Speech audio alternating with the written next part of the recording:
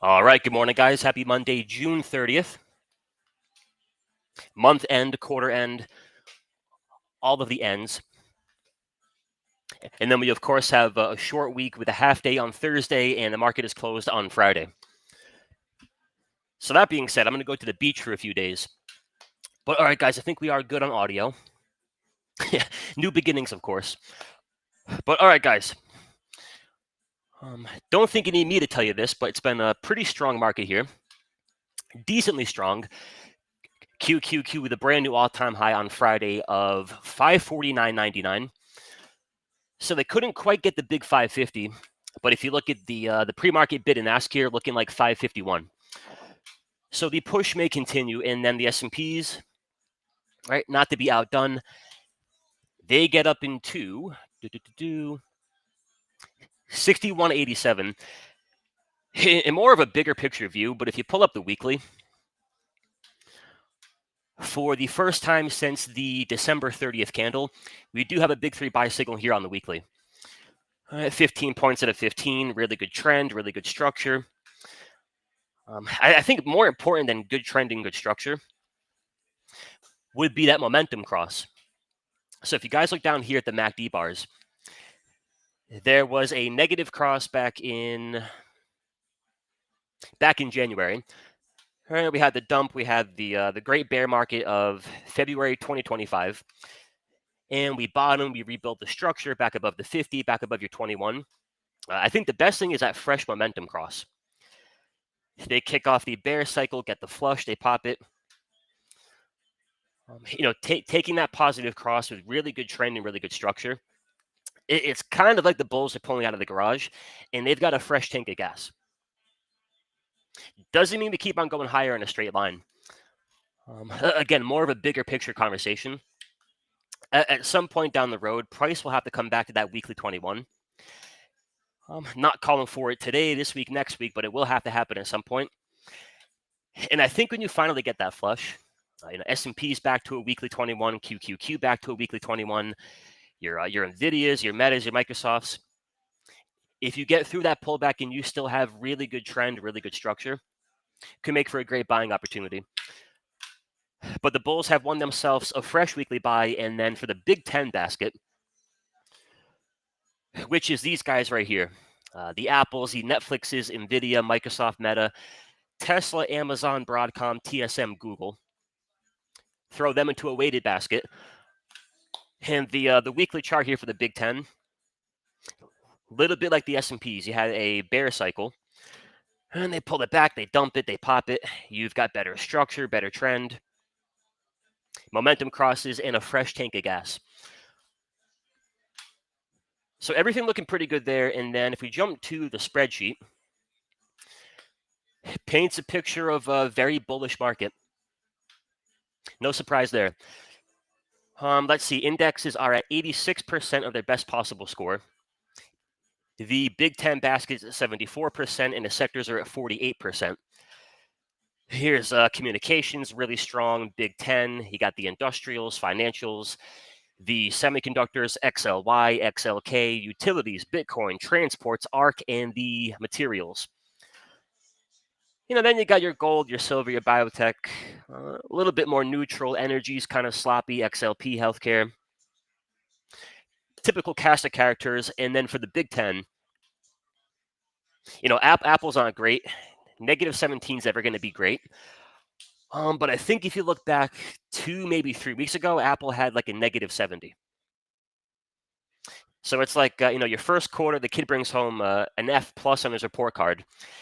And then for the second quarter, he brings home a D plus. It ain't great, but we're going in the right direction. Tesla's very neutral, and then till things change, I think the others are all fair game here. You buy them on a pullback to an hourly 21 EMA, buy them on a pullback to a daily 21 EMA, buy them on 15-minute squeezes, 30-minute hourly. But Google's pretty sharp here. Here's Microsoft, Amazon, Broadcom, NVIDIA, TSM, Meta, and the Netflix. Now, the only thing here, I'm not going to call it a red flag. I think it's more context. If we jump to the master list tab, And I think we have like 202 names here. 198 names. So out of 198, if we look at their total scores, right now we have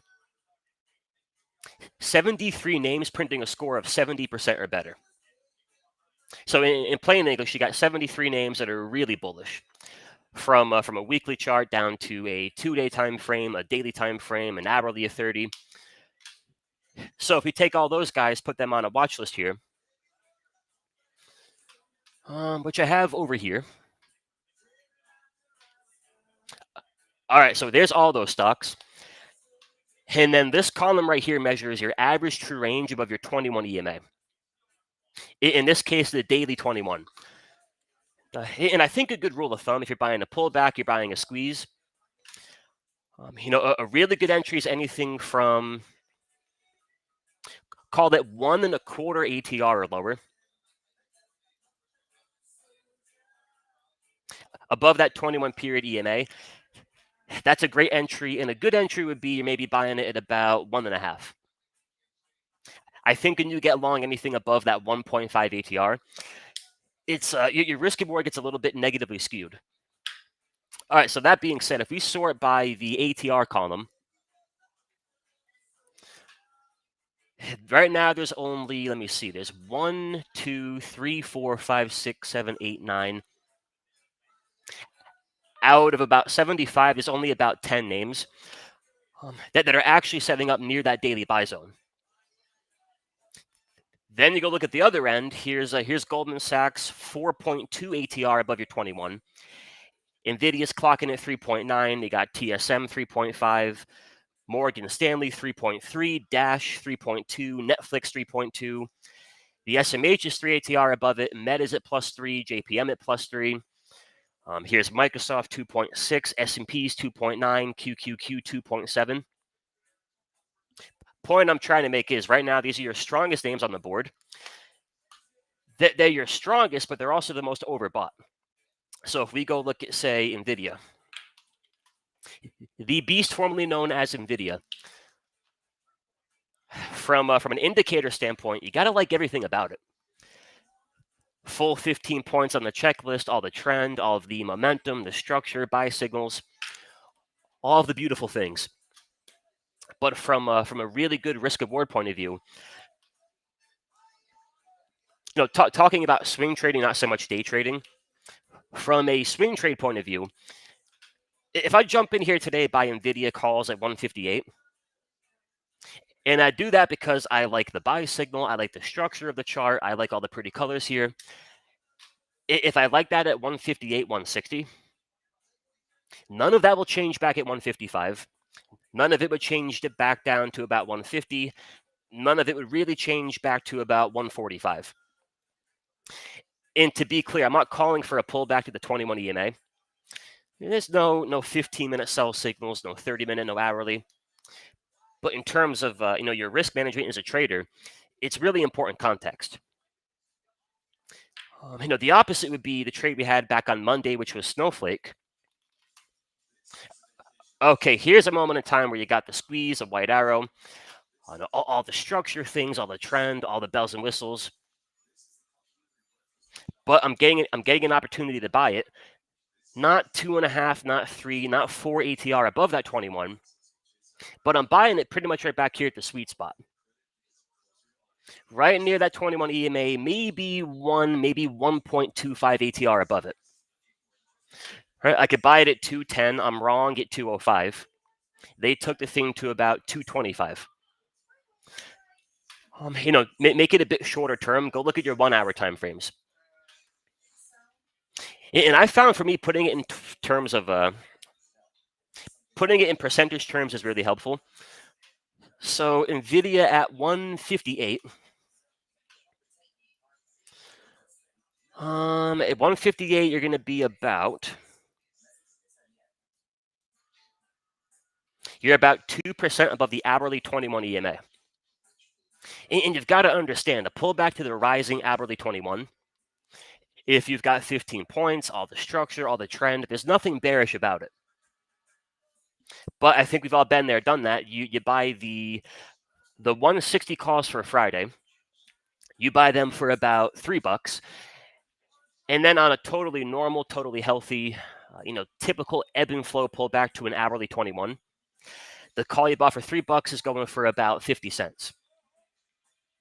Then factor in this kind of market the options pricing. All right, Nvidia's chilling, and then off she goes. They gap it up, they pump it, they gap it up, they pump it.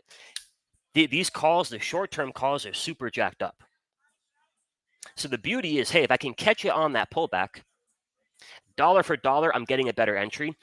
But then as far as my options pricing, if you can catch it on a pullback, catch it on even a 15-minute squeeze, a 30-minute, 1-hour squeeze, the premiums can take a little bit of a chill pill. But you really want to keep that in mind. It's been a good couple of weeks. Don't put yourself in a position to give back too much of the good couple of weeks on just a normal kickback to a lower time frame support zone. If we pull up the Microsofts of the world, all right, now a little bit better. That one actually pulled back.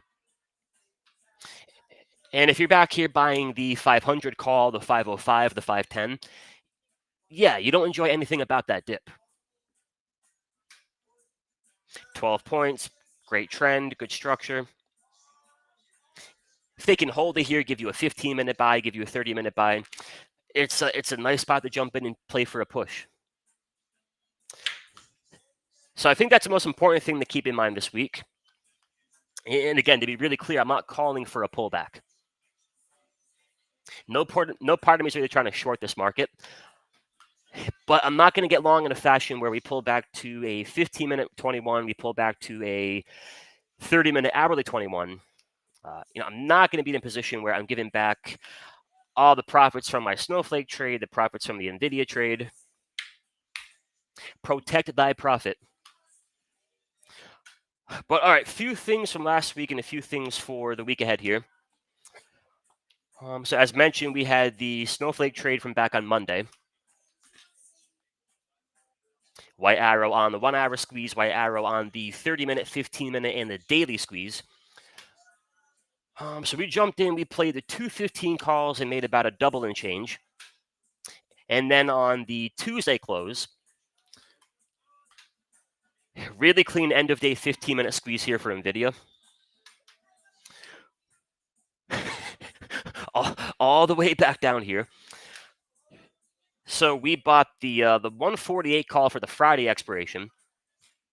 We bought them for $1 and change, caught the gap up, sold them for about $2 and change.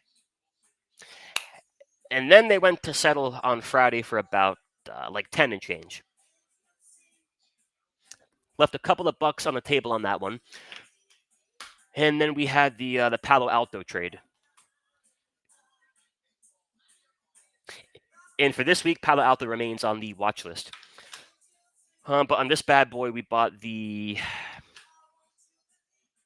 205 calls off of the 1 hour and the 30. The white arrow special. But all right, few things for this week. One would continue to be Palo Alto.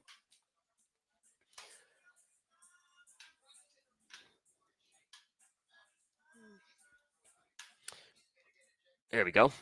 Oh, one more try. All right. Right, so we played the pop from back here.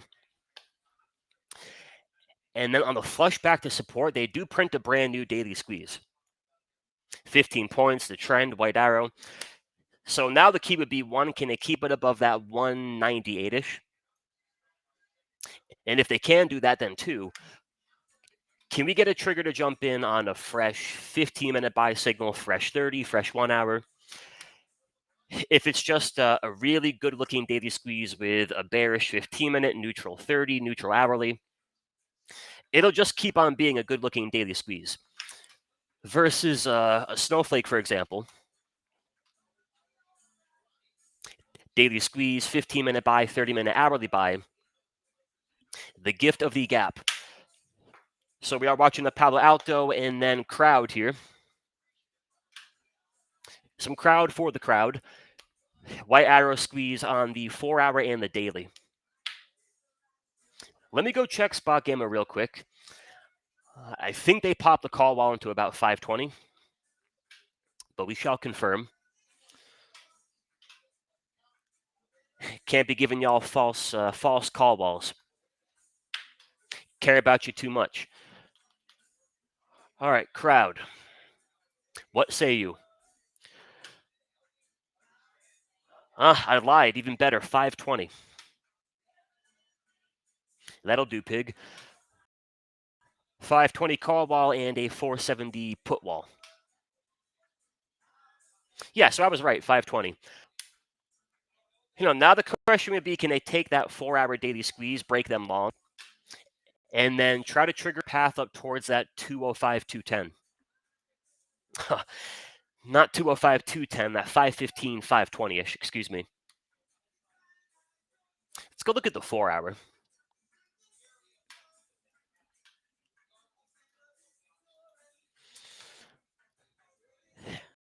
So I like it. I like it a lot. And visually, it looks like a huge difference. But if we were to jump in and buy a Delta 70 call, we were to jump in and do a put credit spread, buy in the debit spreads, buy in butterflies, really whatever the case might be. Buying it up here around that 499, 500, it's a good entry. But if you're the guy or the gal buying it back here at 485, 480 back here at 475, I think the trade is like 10 times better. Think about it. You're the guy or the gal buying it back here in the buy zone. They haven't gotten the breakout yet. They haven't fired the squeeze long yet. They haven't actually gotten a close above the 500 level yet. But if you're long from 475, 480, 485, you got a little profit cushion to play with. Your calls are up a bit. The puts you sold are losing premium. You're in a great position now. If they go for the breakout, you're in an even better position. At the same time, though, you're buying it back here. What if crowd has to pull back into 485 one more time before they finally turn the corner and break it out? Well, if I'm the buy buying it up here at if I'm the guy buying it up here at 500, 505, I've got to consider the fact that, hey, this is going to be a beautiful daily squeeze all the way down to about 480. So I can't put myself in a position where I'm long from 505. They kick it back to 480-ish. And I've blown my account. I've given back all my progress for June. I've got emotional distress. Thinking should be, hey, I like it at 500. I'm going to love it at 485.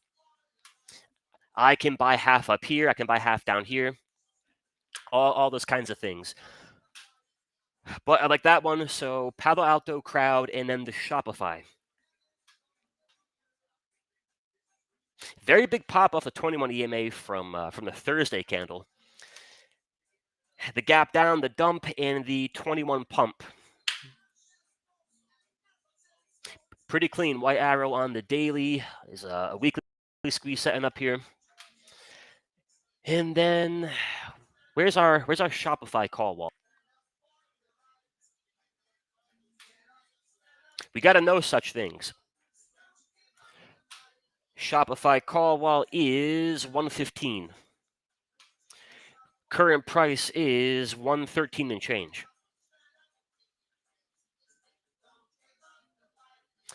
So very clearly a little bit of a roadblock here for now at that 115. That would potentially imply if they can get it and keep it and close it above the 115, they might want that 120-ish off that daily squeeze. And all right, guys, last one here is the one they call the Google. Let me show you the 15-minute candle from Friday. And so it's Friday afternoon. Google's just kind of farting around. Not breaking records, not breaking rules. Just, fade and lower, little pop, little fade. And then a very rapid, very aggressive 4% pop-a-roo off the bottom. I'm not sure the actual news, but good-looking pop indeed.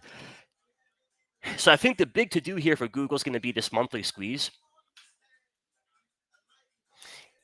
And I think a great way to look at it, you could be a swing trader, you could be a day trader, you could be a scalper.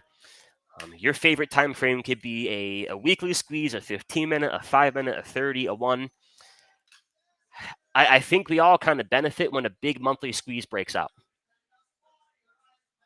Whatever your bullish playbook might be, your favorite trade, favorite strategy, favorite setup. If you can catch a moment in time where Google's rallying, 45, 50% higher off a big monthly squeeze, it's a lot of wind at your back. For sake of conversation, say your favorite trade is a 1 hour squeeze. Imagine you're sitting back there as that monthly squeeze breaks out, trying to pick off every hourly squeeze. I'm not saying they all work, but if they're going for a big, bigger picture, bigger time frame release of energy, a lot of them will work. So you could be a day trader, shucking and jiving. You're in, you're out, quick hit and run. I think you greatly benefit from a monthly squeeze. You could be a swing trader. You like buying your 4 hour squeezes, your daily, your weekly. You're going to benefit if a big monthly squeeze fires. You could be more of a buy and hold kind of cat. All right, I'm going to buy shares. I'm going to buy some out the money calls that expire a year down the road. And yeah, for sure, if they take the squeeze, break it out, fire long, take it into the 225 target, you'll definitely benefit. It's just we got to realize this is not a 15-minute squeeze, not a 30-minute, not a daily. Meaning we could be here in December talking about the same exact setup. But then what makes it a little bit more interesting for potential, there is a brand new weekly squeeze, a little bit low compression, and then cocooned beneath that is a 3-day squeeze. Now, the monthly chart looks way better than a weekly or the 3-day. But they could get to a point where you have a white arrow on the monthly chart, a white arrow on the weekly, white arrow on the 3-day. They take the 3-day squeeze, break it out. That triggers a pretty big push. During that push, they go wake up the weekly squeeze. That breaks long. That can give you a bigger push. And as your weekly squeeze fires, they say, hey, we're already in town. We might as well go ahead, wake up the big monthly squeeze. So bigger picture, but I like that. And then shorter term, looking like a gap up into the recent swing highs here. But all right, y'all, we are watching the Google, we are watching the Shop, the Crowd, the Palo, and the Alto.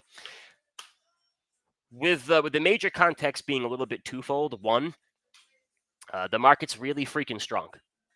Like a lot of great structure, a lot of squeezes breaking out, a lot of important things at brand new all-time highs, buy signals, all the beautiful things. But at the same time, the all-stars here, the Michael Jordans, Tom Brady's of the watch list, they're also the furthest above their buy zone. I'm not calling for it, but we could see a situation where Nvidia is pulling back 2, 3, 4%. Goldman Sachs is pulling back 3, 4, 5%. And nothing's changing about the structure of the chart, the indicators, the signals. Things to keep in mind. But all right, folks, any questions for me? Anything y'all want to see what you got? And then folks in my room, folks in the MTT room, I'll be taking you through the open. Got the honor and the privilege. All right, good morning, good morning, good morning, Debbie, good morning, Steve, SoCal, Danny, Mirza, Lorna. Hey, Peter, I'll be up in your neck of the woods next. Not this coming Friday, but next Friday. Got my Vermont trip. I'm going to breathe that sweet mountain air. Good morning, Jace. Hope you have a good week. Good morning, Unique Trading Group. Happy 4th to you guys. All right, RAM, PEGA. The Pegasaurus.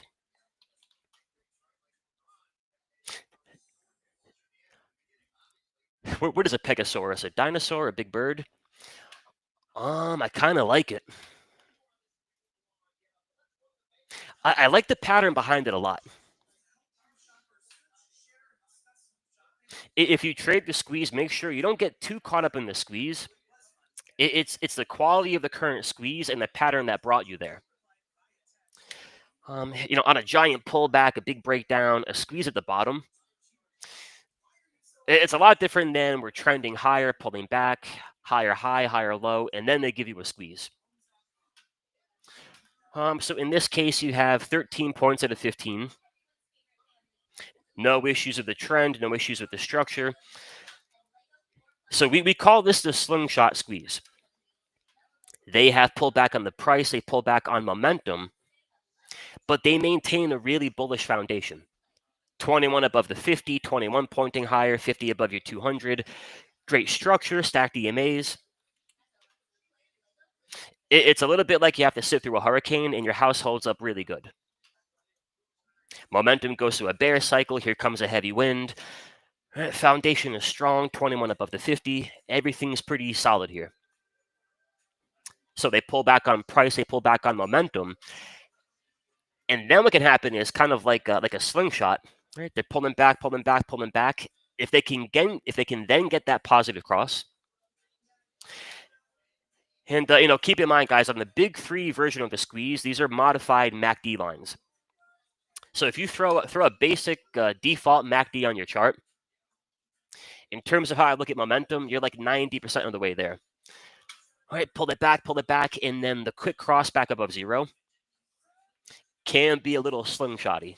Right, back, and then ripping and a roaring. But what I found is really what's going to seal the deal would be that MACD cross. And then even better, you have a big three buy on the 4-hour time frame, the 2, the 1, and the 30. And that can be helpful. Your daily chart's lacking momentum, but the fact you got a buy signal on the 4-hour, the 2, the 1, and the 30, they're not lacking momentum. So they're kind of calling up to your daily squeeze saying, hey, we're locked and loaded. We got good structure. We got buy signals, good momentum. We're kind of here for a good time. Let's go for it. Yeah, I like that one. Nice. And RAM, at the moment, I have no open trades here in the rooms. Let me grab my spreadsheet for you. So I post trades in my mastery room and then the MTT room. Here we go. So here's a spreadsheet tracking my last 93 trade alerts. Let me grab a share link here.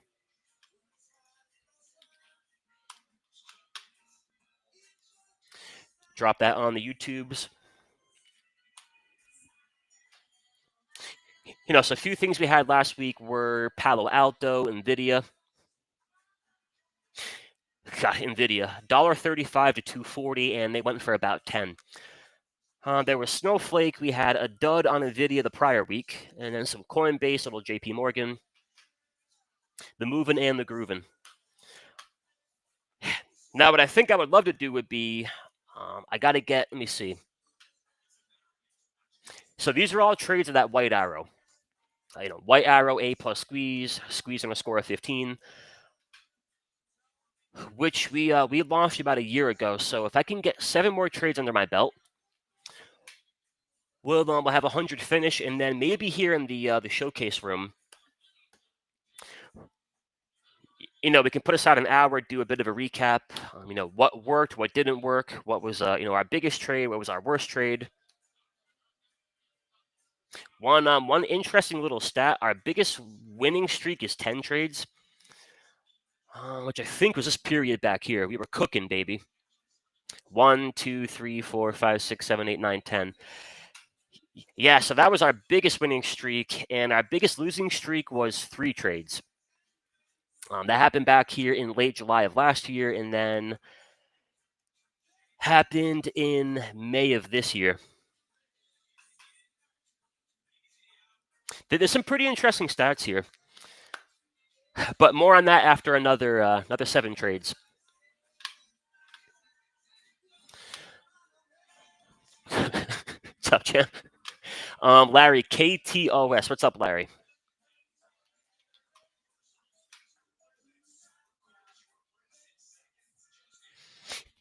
The only thing that would make me like it a little bit more, me being me, what would be a daily squeeze.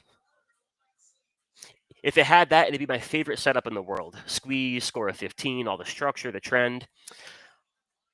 But we can compensate here with a 4-hour squeeze. 4-hour squeeze, white arrow. But if we like it up here closer to 46, it'll be a really good looking 4-hour squeeze down to about 43 and change. And that's kind of my major focus right now is the quality of the entry, because I really think that dictates your average win, your average loss. The other variable, your win rate, I think we're pretty good on that.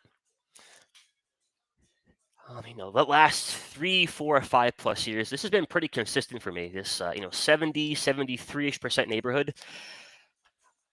Then the question becomes, all right, well, if I'm taking 100 trades and typically I'm wrong on 30, I'm right on 70, how can I fully maximize that? You could have a 70% win rate and still struggle to move the ball forward. And again, that I think is very much an entry and an exit thing. And the reason I bring that up, when I look at that 4-hour squeeze here for KTOS, I try to think about what will it look like if I buy this, the same exact setup, same exact entry, 100 times in a row. And my major thought here is, all right, if I'm buying it up here at 46, my target's closer to 49, and I'm wrong down under 42.50. All right, yeah, I can make that work over the course of every 25, 50, 100 trades I take, but I'm going to have that good win rate. Flip it to the other extreme. If I could find the white arrow at 43, 43.50, I'm wrong under 42.50, and then my target's a good $4.50 to $5 higher. I don't need a 90, 80, 70% win rate. Now, the goal, the dream, of course, would be to do both. Can I bat about 70% and then my average win, can I make that about 2 times bigger than my average loss? If you can do that, you got a really, really good career ahead of you. But it's just something I'm asking myself more and more. Whether it be a 5-minute squeeze, a 15, a weekly, a monthly, if I buy it at current prices, am I fully comfortable sitting through a pullback at the 21 EMA? And we can get long in a fashion where we're totally fine with that. You put 1% of your account into a 30-day till expiration call. Yeah, that's kind of modest. They pull it back to 45, pull it back to 43. Shouldn't be all that devastating, all that uncomfortable. If I come and put a quarter of my account in the Friday expiration 50 strike calls, yeah, anything other than an immediate move into $50 is going to be incredibly painful. So all those decisions in terms of my position sizing, my time till expiration, am I going to sell some puts? Am I buying a call? Is it in the money? Is it out the money? Things we ask ourselves before pulling the trigger. Because I've done the opposite before. Oh boy, 4-hour squeeze by arrow, and you're kind of getting spazzy, you're foaming at the mouth, you buy your calls. And then you get that pull back into 45, 44, 43. And it's like, man, this is really uncomfortable. I'm down way too much. I don't really feel like sitting through more of a pullback. Thinking should be, hey, if I like the brand new Corvette Z06 at $100,000 off the showroom floor, I would love it. Brand new Z06 at $80,000 off the showroom floor. Same car, same transmission, same body, same engine, same performance. You like it up here, gotta like it back here. But all right, guys, I got a jet here in about a minute. All right, Scott, take 2.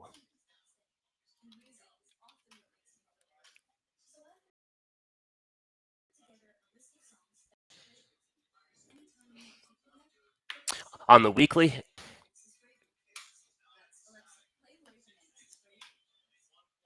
Yeah, so here's a great example.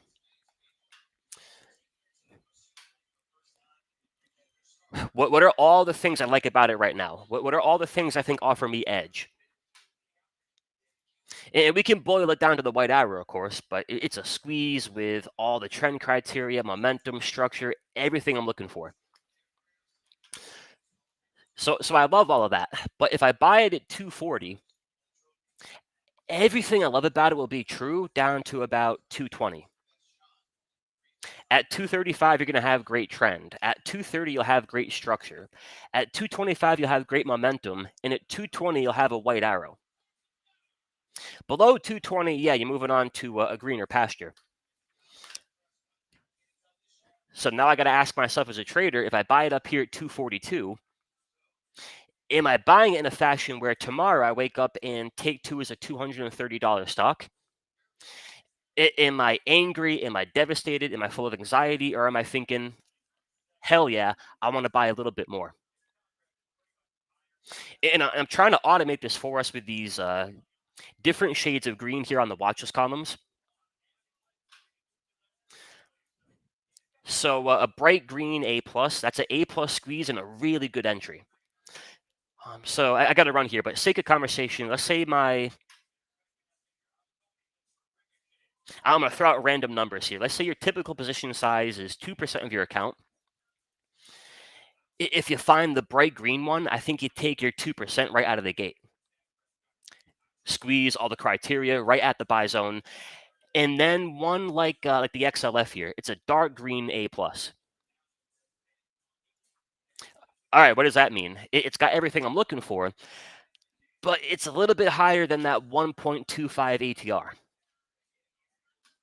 So I may be on that one take a 1% position.